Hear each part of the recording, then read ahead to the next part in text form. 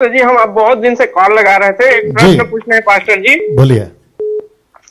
हाँ, वो लूका 10:4 को पूछना है पास्टर जी कि 70 चेलों के बारे में। जी हाँ, हम छत्तीसगढ़ से बोल रहे हैं, राजेंद्र बोल रहे हैं पास्टर जी। जी जी नाम याद रखो। उसमें लिखा है कि ना झोली ना जूता, और वो उसमें लिखा है ना नमस्कार करना मार्ग में। तो ये जो आज के डेट में क्या प्रासंगिक है पास्टर जी, मैं उसको जानना चाहता हूँ कि मैं भी ना जिस 2 साल से प्रभु में जुड़ा हूँ, जब से आपसे कांटेक्ट में, आपका वीडियो को देख देख के प्रभु में बहुत आगे बढ़ रहे हैं आपके सानिध्य में। जी जी। तो मैं लोगों को सुसमाचार सुनाने जाता हूँ ना जी, तो बहुत सारे लोग विरोध करते हैं पास्टर जी, लेकिन हम उसको उसी के हिसाब से ना उसको सुनाते हैं प्रचार जी। तो मैं उसको जानना चाहता हूँ कि हम रास्ते में जब जाते हैं तो ये जो 70 चेलों का जो प्रश्न है, यीशु प्रभु ने हम उनको बोला है, तो इसके बारे में बताइए प्रभु जी। बिल्कुल बताएंगे, बिल्कुल बताएंगे। लाइए दीजिए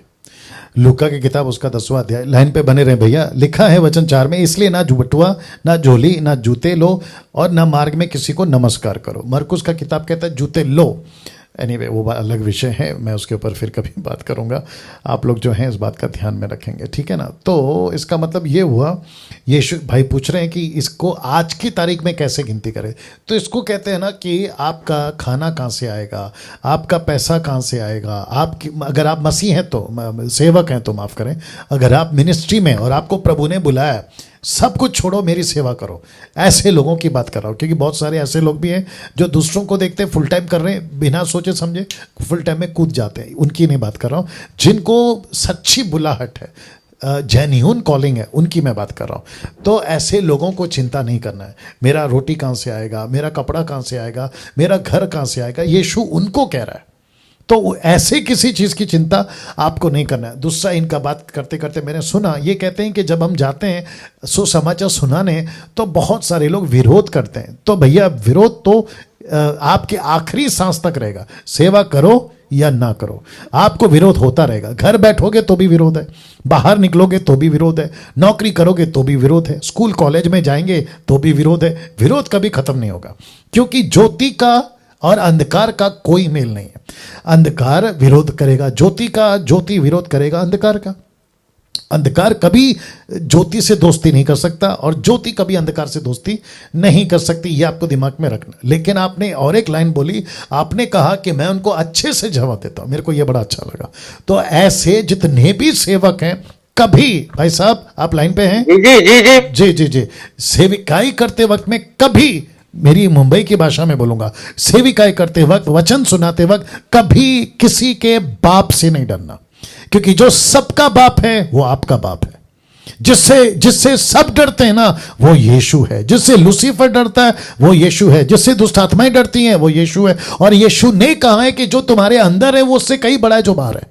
तो आपको किसी से नहीं डरना। एक दूसरा, सर नीचे नहीं करना है। प्रचार करते वक्त में आपका सर नीचे कभी नहीं होना चाहिए। डंके की चोट पे प्रचार करो भाई साहब। अगर सामने वाला अनिल, सुनील, राकेश, मुकेश, अनीता, सुनीता, कविता, सलमान, सलीम, ऐसा कोई भी व्यक्ति होगा कहता है कि हम तुम्हारे यीशु को नहीं मानेंगे, तो उनको नमस्ते करके दूसरे को पकड़ो, सर आगे बढ़ जाओ। लेकिन किसी भी के डरना नहीं है। और जान चली जाए, मैं वापस कह रहा हूं, जान तक चली जाए, विश्वास योग्य रहना। Right sir? जी जी जी पास्टर जी, एक और प्रश्न है पास्टर जी। जी बोलिए।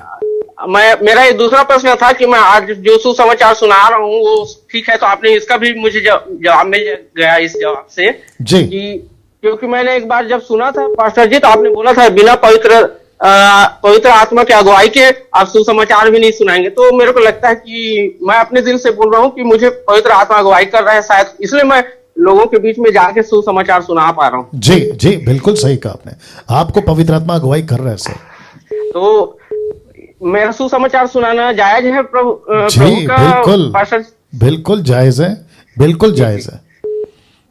हाँ, मैं छत्तीसगढ़ से बोल रहा हूँ प्रभु जी। मैं आपके मसीह मंथन से ना जुड़ना चाहता हूँ, और यहाँ छत्तीसगढ़ में ना आपका जो झंडा है खरी वचन का ना, उसको मैं आगे बढ़ाना चाहता हूँ प्रभु। जी जी प्रभु जी के जी लिए जी पास्टर जी, तो इसके लिए मुझे आपकी हेल्प की जरूरत है। बिल्कुल बिल्कुल, एडमिन के द्वारा आप मुझे संपर्क जरूर करें। जो 6 नंबर देता हूं ना मैं, उसके माध्यम से आप मुझे संपर्क करें। जी जी।